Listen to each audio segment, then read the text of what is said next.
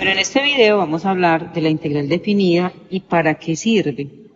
Esta integral definida es la descripción realmente del área bajo la curva. Vamos a mirar cómo se representa y cómo se utiliza, porque aquí tendremos que hablar necesariamente del problema de las cuadraturas de una función. Supongamos que esta sea la función f de x, que está delimitada a partir de dos puntos, que son a los cuales nosotros nos vamos a referir, que son este punto, llamado, lo vamos a llamar A, y este punto que lo vamos a llamar B. Entre los puntos A y B, nosotros necesitamos encontrar el área bajo la curva. O sea, necesitamos encontrar esa área que está descrita o que vamos a describir acá. Pero para encontrar esa área, hay una solución, los matemáticos hallaron una solución que se llamó la cuadratura. ¿En qué consta la cuadratura? ¿O de qué consta esta cuadratura? La cuadratura decía que la idea era, debajo de esta función, construir rectángulos que me permitieran hallar sus áreas de una manera sencilla, ¿cierto? Y con las áreas de esos rectángulos, yo poder encontrar el área del rectángulo que necesito. O el área del rectángulo que necesito, no, el área bajo la curva. Entonces, supongamos que aquí nosotros utilizaríamos varios rectángulos, los que nos quepan, cuya área va a estar definida. Vamos a ver cuánto nos cabe, vamos a hacerlo así. Aquí tendríamos un rectángulo, aquí tendríamos otro. Se supone que todos tienen que tener, vamos a suponer que todos tienen el mismo grosor. Entonces aquí nos cabrían relativamente pocos rectángulos. ¿Cuánto nos cabrían? Nos cabrían 1, 2, 3, 4, 5, 6 rectángulos. Entonces, si yo conozco el área de cada uno de esos rectángulos, y que es muy fácil de conocer, porque lo que yo necesito es la base, que la vamos a llamar delta de x, y la altura, que la voy a llamar f de x. Entonces, si yo conozco el área, por ejemplo, el primer rectángulo, pues el primer rectángulo, esa área 1, llamémosla así, va a ser simplemente base por altura. Pero bien escrito va a ser base, primero el f de x, por el delta de x. Ese sería el del área 1. El del área 2 sería el mismo, el del área 3 sería la misma, el del área 4 sería la misma, y así sucesivamente. Entonces, ¿qué pasa ahí? Que lo que yo tengo para hallar esas áreas, o el área bajo la curva, sería sumar esas 6 áreas que me dan aquí, de esos rectángulos, y encontrar un área que va a ser muy, muy aproximada al área bajo la curva, pero que va a tener, obviamente, estos pedacitos que me van a quedar faltando. Entonces va a ser simplemente una aproximación. Pero ¿qué dice el cálculo diferencial? Que si yo hago esos rectángulos muy pequeños, tendría que hacer n rectángulos.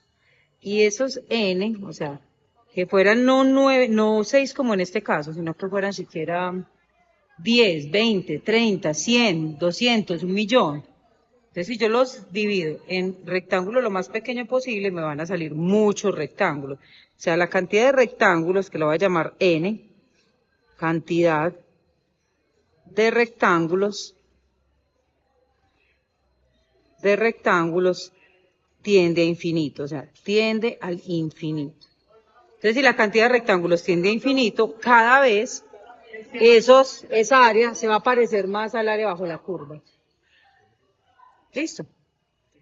Entonces, eso es lo que va a pasar. Entonces, entre más yo ponga delgaditos estos rectángulos, más el área va a ser similar al área que yo necesito, que es el área bajo la curva. Entonces, más se va a parecer, y por eso se dice que debemos decir que ese n tiende a infinito. ¿Listo? Entonces, ¿qué es lo que nosotros vamos a hacer? Primero vamos a incorporar el símbolo de la integral, luego vamos a colocar desde dónde hasta dónde, Y vamos a decir que realmente este símbolo va a significar, que ahorita después lo vamos a ver, va a significar que yo voy a hallar, esta es el área, porque esta es la altura y el dx es lo mismo que el delta de x. Pues es mismo delta de x. Entonces yo aquí lo que tengo son áreas. Y lo que representa realmente esa integral es que yo voy a sumar las áreas de uno en uno hasta el infinito. O sea, esas áreas que van a ser f de x sub y por delta de x. Entonces yo voy a hacer una sumatoria de esas áreas. Pero ¿cuántos rectángulos voy a sumar? ¿Cuántos rectángulos voy a sumar? Voy a sumar una cantidad de rectángulos que tienda al infinito. ¿De quién? De la sumatoria de i igual 1 hasta infinito de f de x sub y por delta de x. Esto nosotros lo vamos a conocer como la suma de Riemann. Que la suma de Riemann significa que yo voy a sumar todos estos rectángulos cuando la cantidad de rectángulos tienda al infinito. ¿Listo?